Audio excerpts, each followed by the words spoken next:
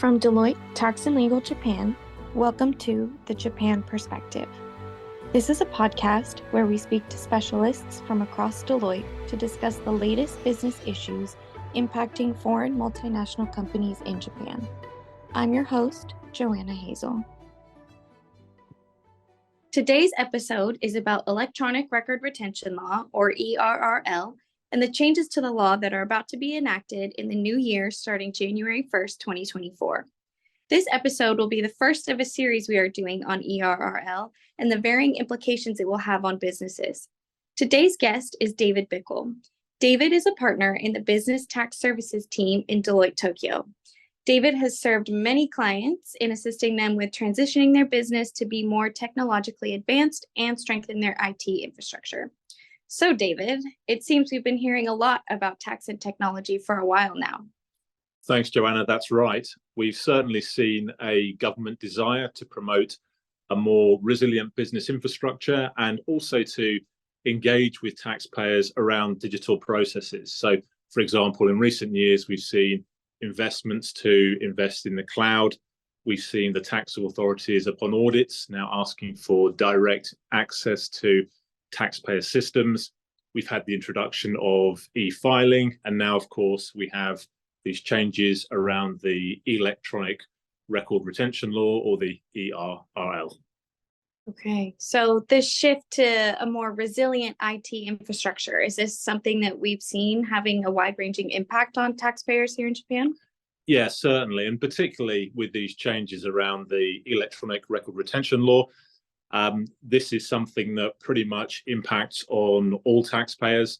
We've actually had a couple of major changes in Japan in recent months. Back at the beginning of October, we had the introduction of qualified invoicing around the consumption tax that affected pretty much all taxpayers. And this change to the ERRL is on a similar scale in that it affects most of the taxpayers here in Japan. Got it. But it's my understanding that the ability to store documents online for tax purposes, this is not new. Is that correct? Yeah, that's exactly right. The rules around the electronic storage of data have been in place for a number of years. And companies, if they so wish to, maybe to reduce the storage costs of paper or towards moving towards a more robust data environment within their organizations, they have been able to apply for a number of years now to store their records and data electronically. And from what you've seen in practice, has the take-up and the implementation been good here in Japan? Well, not really. Until recent years, the take-up was pretty slow, and I think that's because the applications process and the hurdles that had to be crossed were pretty onerous, and it was quite complex and burdensome for companies actually to apply to get approval to store their records electronically and to dispense with the paper. So what I'm hearing is that ERRL is pretty wide-ranging in terms of the scope of documents that it covers. Is that right?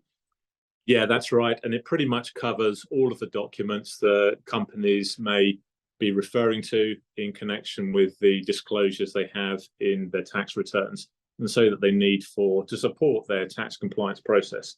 So you have really four buckets of information, four different kinds of information in support of tax returns and the disclosures in the tax returns. Firstly, a company has its books and records.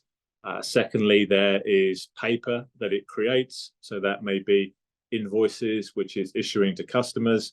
Then there's another group of information, which is the paper that it receives, which can be receipts and also invoices from its own stakeholders and vendors. And then fourthly, you have this the Electronic Record Retention Law, the Electronic Transaction Records, which is information which has never existed before in paper form. I see. So I'm curious, why are the tax authorities getting involved in regulating IT systems? Well, tax audits are a fundamental part of how the tax authorities in Japan manage the tax compliance process. They want to be comfortable, tax examiners want to be comfortable when they come to do an audit, that any company which has decided to not keep paper records and to store its information online, that fundamentally that information is going to be available to them and it won't have been tampered or altered. And also, if there's specific pieces of information that a tax examiner wants, they want to be confident that the taxpayer, having dispensed with paper documentation, is going to be able to find the specific information they want, the specific records they want from amongst its digital systems. Okay, so if these rules have been around for a while, what is the fuss about now, and what exactly is the issue here? Yeah, well, it's really to do with closing down the options available, or closing down a number of the options available to taxpayers if they don't store the documents correctly in a compliant manner.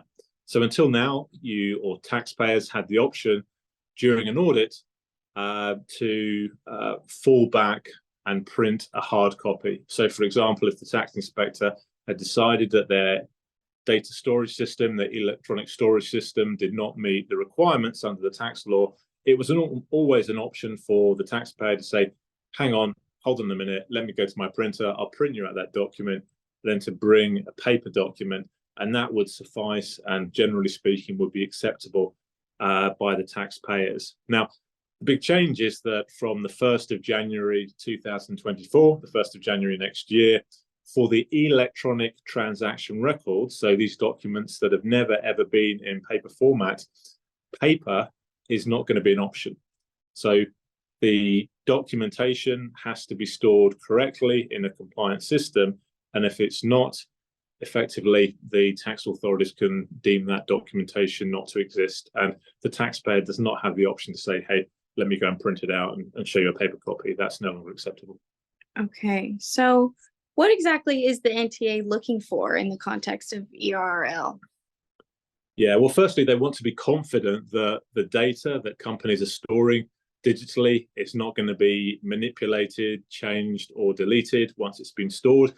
And we refer to that as integrity. And so there are a number of requirements in the tax law designed to provide some assurance, if you like, over integrity.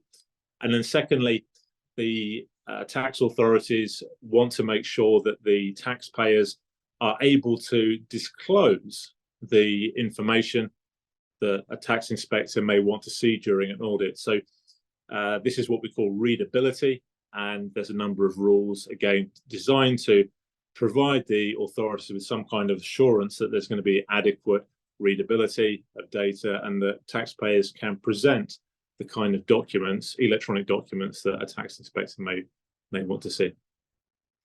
Can you tell me a little bit more about the integrity and readability? What is it that the NTA is asking taxpayers to do with regards to those? Yeah, I mean, there's a number of ways that these requirements can be satisfied. So firstly, for integrity, this can be addressed through technology solutions, for example, using time stamping technology when scanning information into systems. It can also be dealt with by having a written policy, a company putting a policy in place that guides how they will store information in their systems and what controls they have.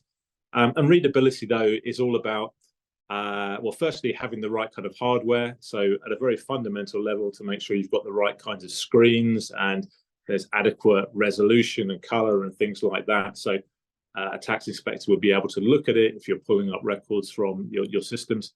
But also, very importantly, there is the search functionality. So the tax inspectors are very keen that taxpayers will be able to search their electronically stored data in a number of different ways to be able to locate specific documents and records from amongst the mass of data that they have.